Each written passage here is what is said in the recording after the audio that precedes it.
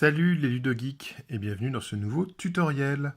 Aujourd'hui, on va peindre une épée effet obsidienne ou en tout cas une épée noire avec des petits reflets bleutés. Voilà, très bien pour faire une épée magique, une épée un peu étrange. Voilà, donc ça va être toute une série de tutoriels qu'on va faire du coup sur différentes façons de peindre la lame d'une épée quand on n'a pas envie de la peindre juste en acier. Donc là, c'est une figurine de Massive Darkness qui va servir de modèle pour ce tutoriel. Donc la figurine a été sous-couchée en noir et on va partir directement de ce noir pour faire notre effet. Alors, dans un premier temps, je vais prendre du Incubi Darkness de chez Citadel. Donc je vais bien diluer mon Incubi Darkness et je vais venir comme ça éclaircir du coup ma lame noire. Alors, Incubi Darkness, c'est une couleur base de la gamme Citadel. Donc c'est une couleur qui marque beaucoup.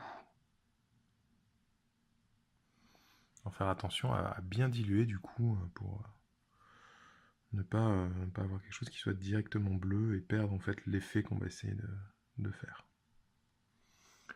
Donc là je vais séparer, alors c'est pas très visible pour le moment, on va voir si. Hop. Je vais séparer mon bleu en fait en plusieurs parties. Pour avoir un effet un petit peu BD de la lumière divisée comme ça en plusieurs éléments. Alors c'est pas encore très visible parce qu'on va faire des choses très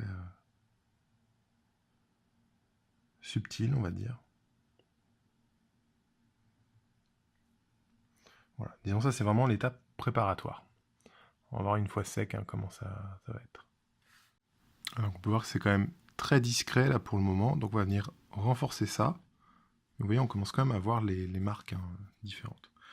Donc je reviens avec un petit peu moins dilué, je vais venir sur des parties plus condensées, plus petites.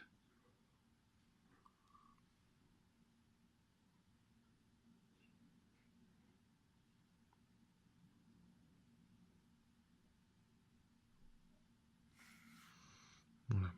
Le tout va être vraiment d'avoir un effet noir. Si on fait justement de l'obsidienne, tu me dire qu'il va être très noir avec quelques reflets.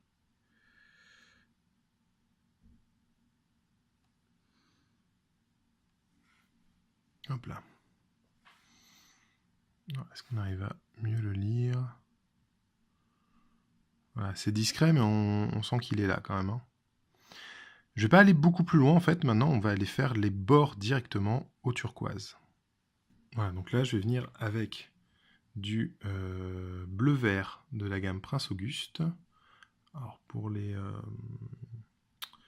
concordance avec la gamme Valero, c'est le 808. Et donc là, je vais venir, pareil, un petit peu diluer.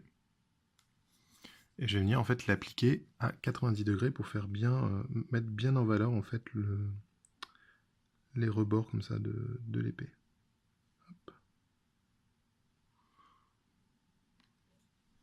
On va faire ça sur tout le long de la lame.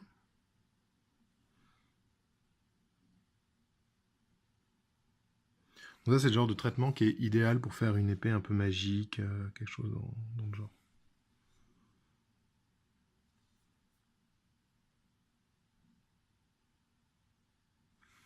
Et je vais tenter de faire aussi le fil qui est au milieu. Voilà. Alors là, vous voyez, j'ai sur le côté de l'épée, j'ai des petits impacts. Donc je vais venir faire les bords de l'impact avec le turquoise. Hop. Alors à cette étape, je vais venir avec du Abaddon Black, ou n'importe quel noir, de la séchée Citadel. Donc je vais venir avec du noir, tout simplement pour reprendre les petits écarts. Voilà, là c'est pas très fin ici. Donc je vais affiner ce que j'ai fait au turquoise. Je dilue un petit peu mon noir, mais pas trop. Et je vais venir comme ça reprendre, donc là, affiner un peu. Hop. Aussi un petit peu ici. Et maintenant, on va apporter un petit peu de chaleur dans les noirs pour contraster avec le turquoise. Donc là, je vais utiliser du Screamer Pink, donc qui est un rouge violacé de la gamme Citadel. Et en fait, maintenant, je vais venir faire le contraire de ce que j'ai fait avec le Incubi Darkness tout à l'heure. Donc, je vais venir apporter un peu de rouge comme ça dans mon noir, aux endroits où je n'ai pas mis de Incubi Darkness. Je vais insister un petit peu sur la base de la garde, hein, c'est important. Hop.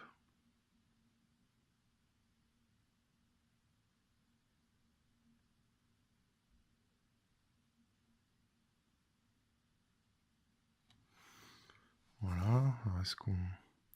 Encore une fois, on cherche un résultat assez subtil. Donc, on peut faire mise au point. Donc voilà. On sent que c'est un peu plus chaud. Hein. On sent les zones violacées, même si c'est pas hyper visible. Là, je vais en mettre dans les creux des entailles. Directement. Comme l'autre, j'insiste bien sur la garde.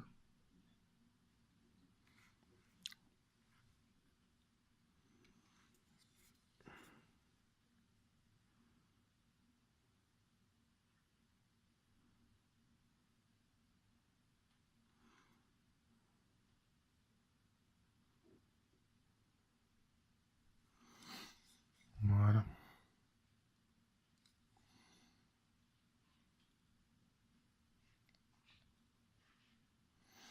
On commence à avoir un rendu assez intéressant. Là.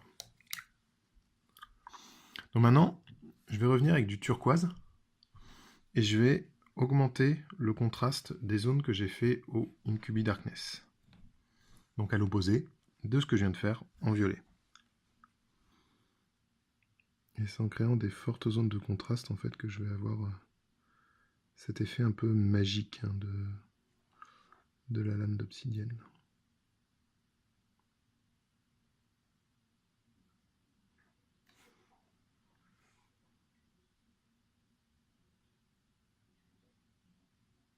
Là maintenant je vais venir avec du Toxic Mist de la gamme Army Painter. Donc bleu très clair avec une pointe de vert. Et je vais venir rehausser en fait certaines lumières de ma lame. Donc je vais revenir sur la tranche comme j'ai fait avec le bleu-vert tout à l'heure. Et je vais en fait redessiner la tranche de la lame, mais un petit peu par intermittence, quoi. C'est-à-dire je vais pas faire toute la ligne, voilà, je vais venir faire un peu ici, un petit peu là, voilà. Faire des petites zones comme ça. Je vais pas tout refaire en fait pour donner un peu une effet de lumière un peu changeant. Alors j'y vais un petit peu au pif, mais pas tant que ça en fait. C'est-à-dire que là, bon, ouais, on a l'impression que je fais au hasard, mais ceci, à force d'en faire, on sait où les placer, quoi. Donc, je ne saurais pas dire. C'est un petit peu de l'instinct. C'est un petit peu aussi par rapport au rendu graphique qu'on cherche.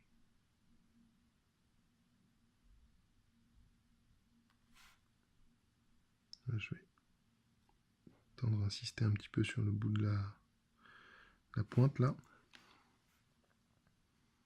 Même la faire un petit peu en dégradé, carrément. Hop.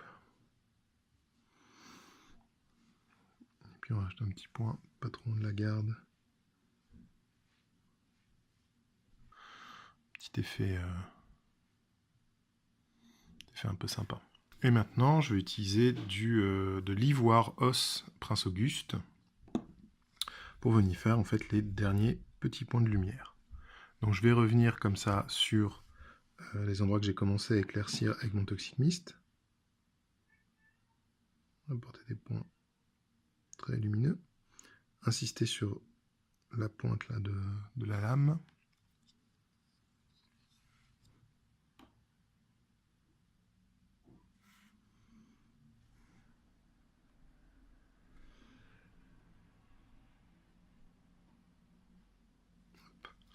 Et en diluant bien, je vais venir tracer des petites lignes Voilà, sur mon éclaircie le long de la lame.